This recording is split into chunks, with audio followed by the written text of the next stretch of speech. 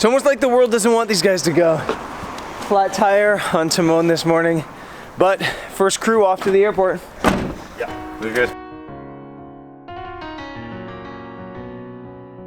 Tom? It's gonna be all quick tonight. Yeah. We'll see you soon. Have fun in Chicago. Yes. Bye. Bye.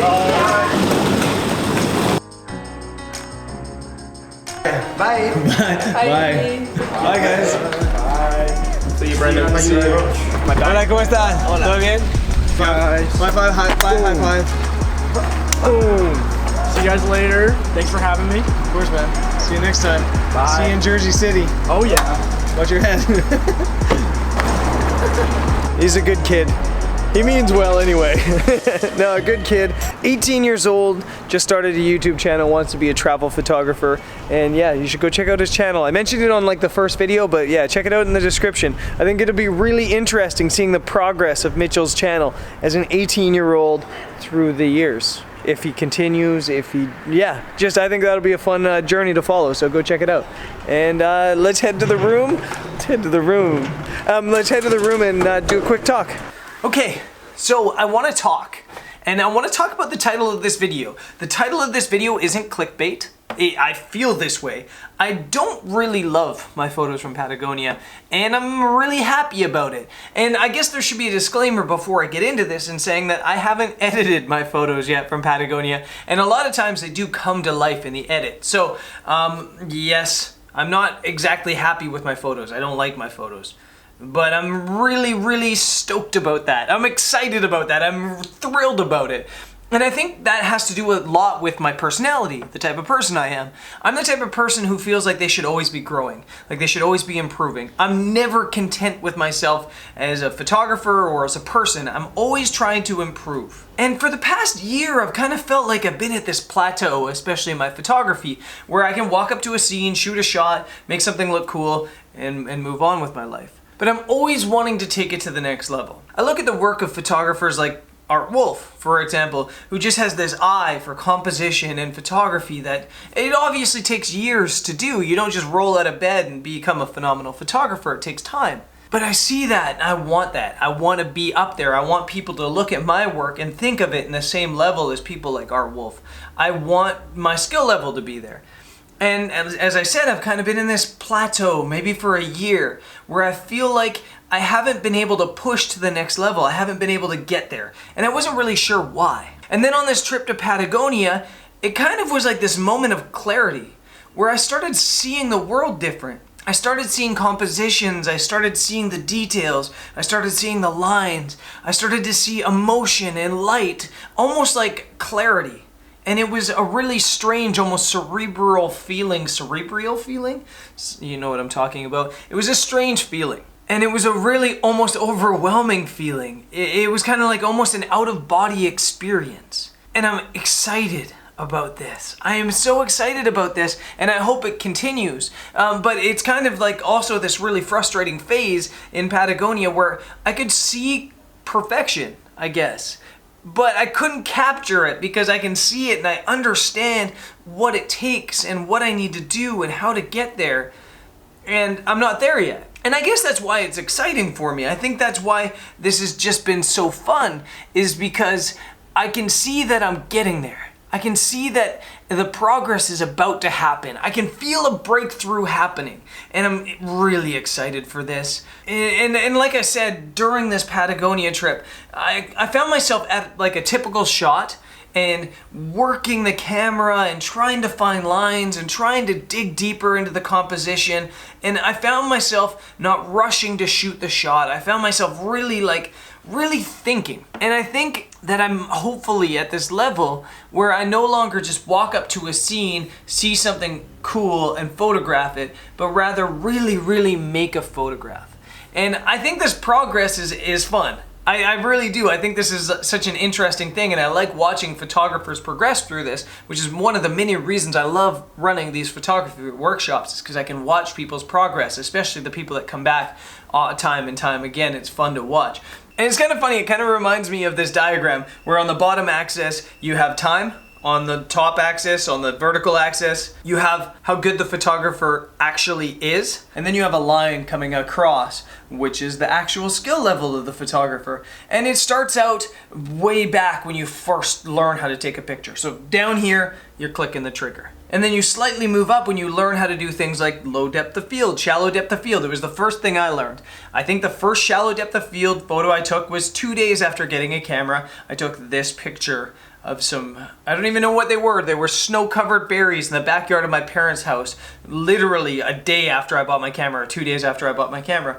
And then you slide up and you learn how to do things like long exposure photography. And this photo from Chile might have been my first ever long exposure photo, I think, potentially. And then you kind of go through this progress, and it's not a direct progress, it's a zigging line. It's just a swiggly line. And you even crash down. You have what you might call the HDR gap, where you're at this point where you know how to do everything, but you feel like it's just missing something. And so you start experimenting with HDR, and it's not that HDR is the worst thing in the world, it's just that it's one of the top 5 worst things in the world. And but you fall into this gap, and I've been there, and I think most photographers, especially landscape photographers, fall into this gap where they don't know how to make their images look cool, so they rely on software to do it. And then you get out of that gap, and some people don't, but most people get out of the gap, and then they start to push to the next level, which is the level I feel like I've been at for the past year or 2 years, where I can compose and I can find cool things to shoot everywhere. And now I feel like I'm hopefully starting to push to that next level of trying to see the world for much more than just mountains and rivers and lakes, but lines and patterns and photographs. I feel like I'm at the stage, or getting close to the stage, where I'm pushing beyond the snapshots and really truly making photographs. And yeah, like I said, I'm excited. I am extremely excited. Patagonia was unreal. It was absolutely unbelievable. I obviously shot a lot. This group of photographers was so talented and so good, and they were already like next level, that it kind of allowed me to have some more freedom, or more freedom than I usually do in these workshops, to shoot my own images. So I did shoot a lot, so I'm not gonna make the excuse and say my images from Patagonia weren't good because I was helping other people, because I shot just as much as I normally would, I think. And again, like I said, once I get edits on images, maybe I'll like them better.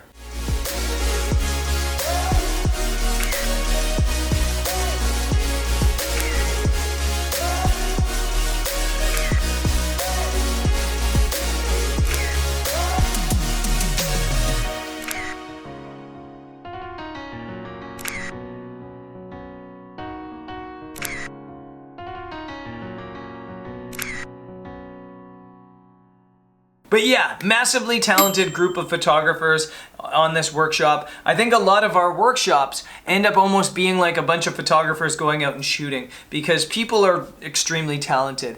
Most people that bring their gear, they know what they're doing already.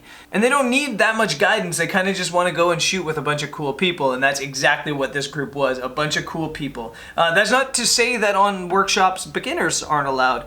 They're definitely more than welcome. On some of our workshops, we've had people that had never even taken a picture on a DSLR before, and by the end of the trip, they were knocking out bangers. So, if you're thinking of coming on a future trip, you should do so. Even if you're a beginner, pro, whatever, you're welcome. We'll have some fun, and more than great photos, we'll make fun memories. There were just so many great memories on this trip. So, before I end it, I need to say a massive, massive thanks to Tom. Tom is just a phenomenal photographer, and I feel like a lot of this growth I made on this trip was just watching Tom behave and Tom analyze the situation and watching the world. And so I feel like a lot of growth for me happened watching Tom on this workshop. So massive thanks to Tom. We'll see Tom again soon, I think.